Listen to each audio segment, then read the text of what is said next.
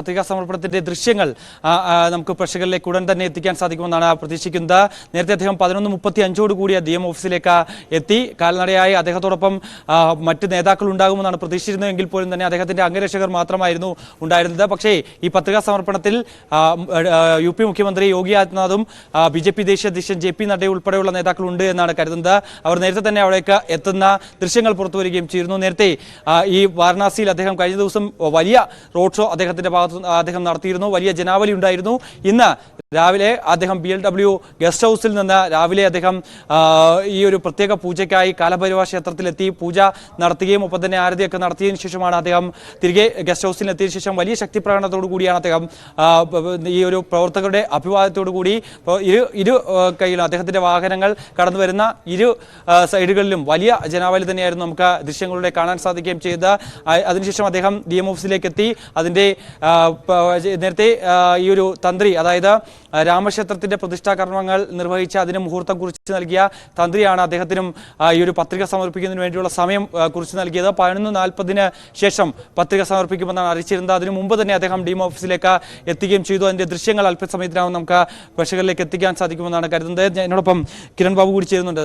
കിരൺ, നമ്മൾ നേരത്തെ പറഞ്ഞു വന്നതുപോലെ തന്നെ ഈ ഒരു 400ലേക്ക് എത്തുക എന്നുള്ളത് അത് BJP സംബന്ധിച്ച് ഏറ്റവും പ്രധാനപ്പെട്ട ഒരു കാര്യമാണ്. അത് ഈ ഒരു തെരഞ്ഞെടുപ്പ് പ്രഖ്യാപിക്കുന്നതിന് മുമ്പ് തന്നെ ഇത്തവണ 400 സീറ്റിന് മുകളിലേക്ക് 403 എന്നാണ് അവർ കണക്ക് പറയുകയും ചെയ്യുന്നത്. പക്ഷേ ആദ്യ 3 ഘട്ടങ്ങളിലെ ആ ഒരു പോളിംഗ് ശതമാനം അത് വലിയ രീതിയിൽ ആശങ്കപ്പെടുത്തുന്നത് BJP തന്നെയായിരുന്നു. പോളിംഗ് ശതമാനം കുറഞ്ഞപ്പോൾ 4ാം ഘട്ടത്തിലേക്ക് എത്തിയപ്പോൾ അവരുടെ ആത്മവിശ്വാസം കൂടുതൽ വർദ്ധിക്കുന്നു. കഴിഞ്ഞ ദിവസം വീണ്ടും ആ ഒരു അവകാശവാദവുമായി കേന്ദ്ര ആഭ്യന്തരമന്ത്രി അമിത്ഷാ തന്നെ രംഗത്ത് വരികയാണ്. അതിനുള്ള കണക്കുകൾ കൂടി സൂചിപ്പിച്ചിട്ടുണ്ട്. അതിൽ ഏറ്റവും പ്രധാനപ്പെട്ടത് സൗത്ത് ഇന്ത്യ കേന്ദ്രീകരിച്ചാണ് അദ്ദേഹം കണക്കുകൾ പറഞ്ഞത്. അതിൽ കേരളം ഉൾപ്പെടെയുള്ള സംസ്ഥാനങ്ങളുണ്ട്, തമിഴ്നാട് ഉൾപ്പെടെയുള്ള സംസ്ഥാനമുണ്ട്, ആന്ധ്രാപ്രദേശിൽ അടക്കമുള്ള ഈ മേഖലകളിലൊക്കെ തന്നെ കൃത്യമായ സീറ്റുകൾ നേടിയാൽ മാത്രമേ ഈ ഒരു 400 മുകളിലേക്ക് എത്താൻ BJPക്ക് സാധിക്കൂ. പക്ഷേ അതിനുവേണ്ടി ആദ്യഘട്ടം മുതൽ തന്നെ തെരഞ്ഞെടുപ്പ് പ്രഖ്യാപിക്കുന്നതിന് മാസങ്ങൾക്ക് മുമ്പ് തന്നെ പ്രധാനമന്ത്രി നരേന്ദ്രമോദിയുടെ നേതൃത്വത്തിൽ ഇവിടേക്ക് പ്രചാരണത്തിനായി എത്താൻ സാധിച്ചിട്ടുണ്ട്. അത്തരത്തിൽ പ്രധാനമന്ത്രിയുടെ നേതൃത്വത്തിൽ നടത്തിയിട്ടുള്ള പ്രചാരണമൊക്കെ വോട്ടാക്കി മാറ്റാനും ഒപ്പം തന്നെ ഇവിടെ കൂടുതൽ സീറ്റുകൾ നേടാൻ സാധിക്കുമെന്ന് കരുതുന്നു. മിഥുനെ, 400 സീറ്റ് എന്നതിൽ അങ്ങനെ ഒരു അവകാശവാദം ഉന്നയിക്കുന്നതിൽ നമ്മൾ കൂടുതൽ ചർച്ച ചെയ്യുന്നതിൽ അർത്ഥമുണ്ടെന്ന് തോന്നുന്നില്ല. വളരെ നിസ്സാരമായി പറഞ്ഞു കഴിഞ്ഞാൽ കിരണിലേക്ക് വരാം. ഇപ്പോൾ വർണ്ണാധികാരിക്ക് മുൻപിൽ പ്രധാനമന്ത്രി നരേന്ദ്രമോദി ഇരിക്കുന്ന ദൃശ്യങ്ങളാണ് കാണുന്നത്. അദ്ദേഹത്തോടൊപ്പം UP മുഖ്യമന്ത്രി യോഗി ആദിത്യനാഥ്, സന്യാസി വര്യന്മാർ കൂടിയാണ്. അദ്ദേഹം ഈ ഒരു വർണ്ണാധികാരിക്ക് മുന്നിലേക്ക് എത്തിയിരിക്കുന്നത്.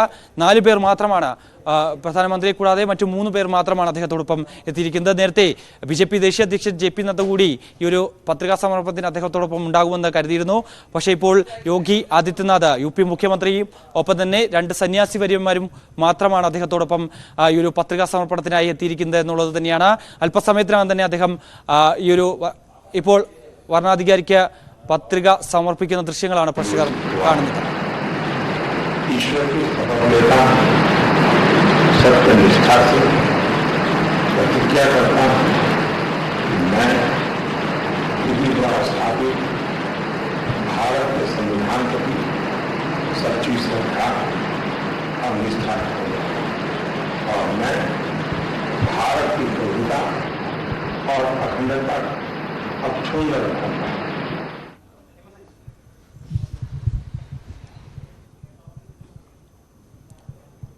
പ്രധാനമന്ത്രി നരേന്ദ്രമോദി പത്രിക സമർപ്പിക്കുന്നതിന്റെ ദൃശ്യങ്ങളാണ് പ്രേക്ഷകർ തത്സമയം കാണുന്നത്. അല്പസമയത്തിനകം അദ്ദേഹം ഭരണാധികാരിക്ക് പത്രിക സമർപ്പിക്കും. അദ്ദേഹത്തോടൊപ്പം UP മുഖ്യമന്ത്രി യോഗി ആദിത്യനാഥ്, സന്യാസി വര്യന്മാർ ഉൾപ്പെടെയുള്ളവരാണ് അദ്ദേഹത്തോടൊപ്പം എത്തിയിരിക്കുന്നത്.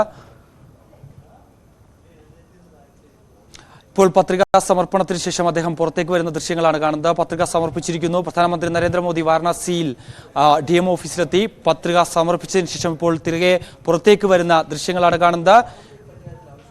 നേരത്തെ അദ്ദേഹം പത്രിക സമർപ്പിക്കുന്നതിന് DM ഓഫീസിലേക്ക് കടന്നു വരുന്ന ദൃശ്യങ്ങളാണ് ഇപ്പോൾ പ്രേക്ഷകർ കാണുന്നത്.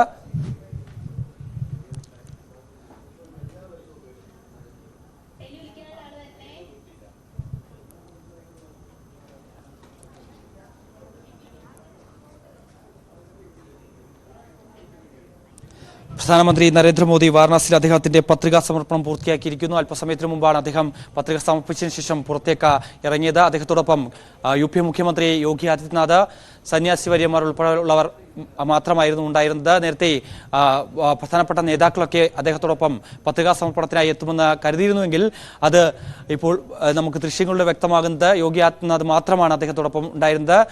മറ്റ് 2 സന്യാസി വര്യന്മാരും അദ്ദേഹത്തോടൊപ്പം ഉണ്ട് എന്നുള്ളത് തന്നെയാണ്. അത് ആരൊക്കെയാണെന്ന് നമുക്ക് അല്പസമയത്തിന് അതിന്റെ വിശദാംശങ്ങൾ നേടാൻ സാധിക്കും. എന്തായാലും പത്രിക സമർപ്പിച്ചിരിക്കുന്നു. ഒരിക്കൽ കൂടി അദ്ദേഹം പത്രിക സമർപ്പണത്തിന്റെ ദൃശ്യങ്ങൾ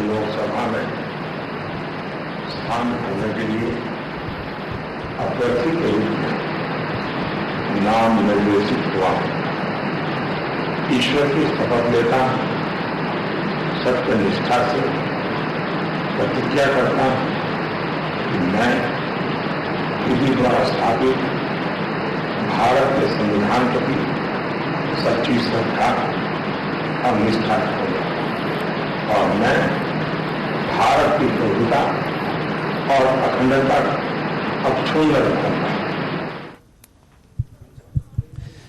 പത്രികാ സമർപ്പണത്തിന് ശേഷം പ്രധാനമന്ത്രി നരേന്ദ്രമോദി DMO ഓഫീസിൽ നിന്ന് പുറത്തേക്ക് വന്നിരിക്കുന്നു. അദ്ദേഹത്തോടൊപ്പം യോഗി ആദിത്യനാഥും 2 സന്യാസി വര്യന്മാരുമാണുള്ളത്. അവരുടെ വിശദാംശങ്ങൾ അല്പസമയത്തിനകം തന്നെ നമുക്ക് ലഭ്യമാകും.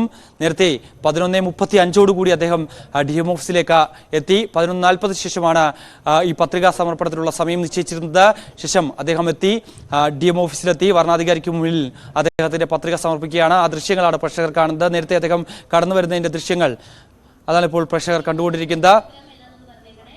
ശരി, MG മിഥുനാണ് വിവരങ്ങൾ നൽകിയത്. 3-ാം ഊഴം തേടി പ്രധാനമന്ത്രി നരേന്ദ്രമോദി വാരണാസിയിൽ നാമനിർദ്ദേശ പത്രിക സമർപ്പിച്ചിരിക്കുന്നു.